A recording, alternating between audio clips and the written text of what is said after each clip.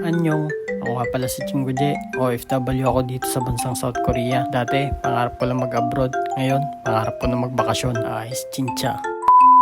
So for today's video nga ay nandito ako ngayon sa Daiso. Naubusan kasi ako ng sabon panlaba. Buti na lang at malapit kami dito sa may Daiso. Anytime pwede kang pumunta. Ay hindi pala dahil hindi naman ito 24 hours. Nakagaya ng 7-Eleven sa Pilipinas. Bali nagbubukas pala ito ng alas 10 ng umaga at nagsasarado din siya ng alas 10 ng gabi. Yun ay sa pagkakaalam ko. Kung mapapansin nyo nga ako dito ay ako na mismo yung nag-i-scan ng aking pinamili. Ganito kasi talaga dito sa South Korea. Mahilig sila sa self-service at pati na nga rin sa mga gasolinahan ay self-service na rin. Kaya kung bago ka pa lang dito sa South Korea ay maninibago ka talaga. Ibang iba sa nakasanayan natin sa Pilipinas. Hindi ko lang alam kung kulang talaga sila sa empleyado or advance lang talaga yung teknolohiya nila dito. At alam nyo ba na meron din mga store dito sa Korea na kahit walang nagbabantay ay okay lang. Dahil ang mga bantay dito ay ang mga CCTV. Sa Pilipinas kasi ang mga bantay ay yung mga marites mong kapitbahay. Uy, baka matamaan. Bato-bato sa langit, ang tamaan sa pool.